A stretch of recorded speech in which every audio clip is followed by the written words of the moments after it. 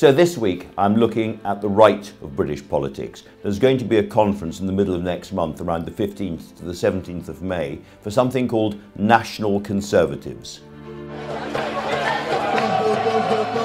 Slightly ominous sounding title, but it's apparently very, very British. There's Union Jacks plastered all over the site. You'll have Jacob Rees-Mogg, Michael Gove, Suella Braverman, and Danny Kruger, who has been writing for the New Statesman this week, all speaking, plus almost the entire editorial team, it seems, of GB News.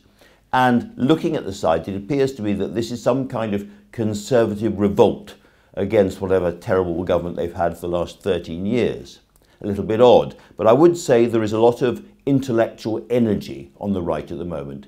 And the fundamental thing about national conservatism is that it picks up on something which is palpably true in the modern world, which is that the age of so-called neoliberalism or globalism, free market liberalism, has been challenged and in many people's view brought to a halt by the pandemic, the rise of China and of course the Ukraine war.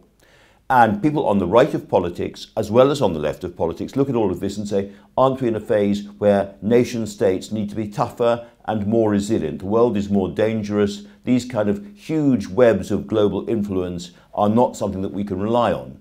Now, on the left of politics, you think of Keir Starmer and his team, they are talking about the need for a stronger and more assertive state at home. Britain is one of the most centralised systems in Europe, and the centre has not delivered.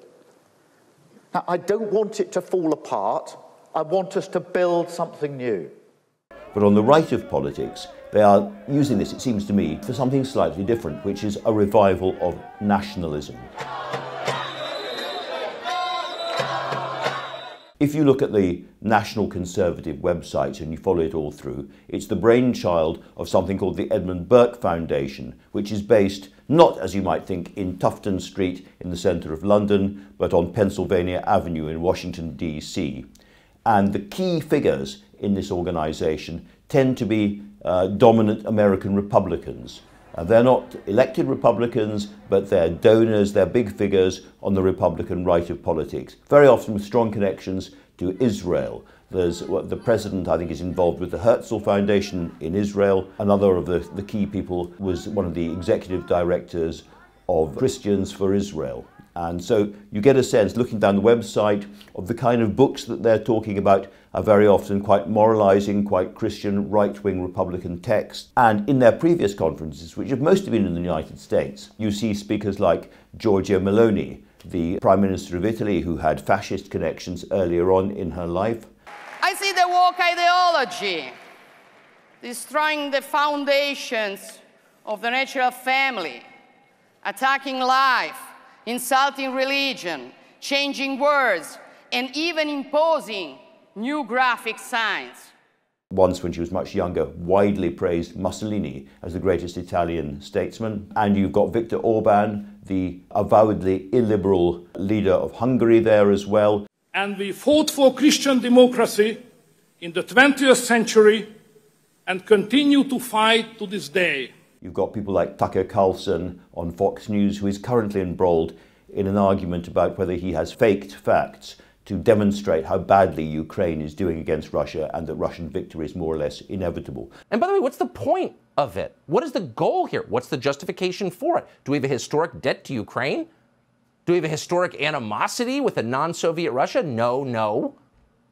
How do we win here? So you've got a rather strange group of people who are not normal British Conservatives involved in this organisation. Its ideology, as I say, is about a stronger state, a stronger nationalism. I'm picking my words quite carefully here because I don't want to smear anybody at this stage, or indeed later, of course. But it is quite religious and quite hierarchical, quite authoritarian in some of its tone. Conservatives around the world look to Britain as an inspiration, the source of a great political tradition. But conservatism in Britain has lost its way. It's as if we've forgotten what we really believe and what the public voted for in the Brexit referendum. We'll see what happens at the conference. The conference may be very different, but I just wanted to alert people because I don't think most people who read the New Statesman or most people wandering around in the street have really heard of national conservatism, and you're going to. And this is all in the context of a lot of sort of ferment on the right of politics.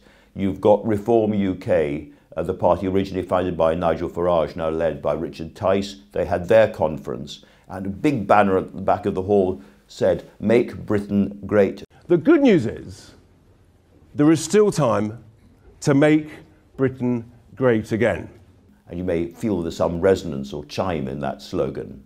And you've got speakers on stage proclaiming about how they were white and proud of it.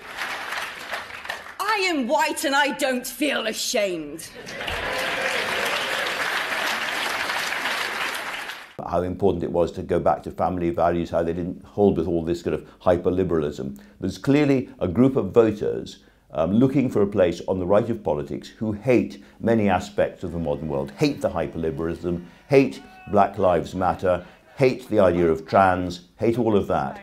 And different parts of the right are looking for those votes. Some of them are in National Conservatives, some of them are in Reform UK. And this leads to the question, what does it all mean for Rishi Sunak as Prime Minister? If National Conservatism is about turning your back on hyper-globalisation, liberalism, the world run by the big banks, by the big financial institutions, George Soros, all of that, then isn't Rishi Sunak more or less an embodiment of everything they're going to try and turn their backs on? You know, he's the Stanford MBA, he's the guy who was in hedge funds, he was the guy who worked with Goldman Sachs. Is he not exactly the example of what they don't want in politics?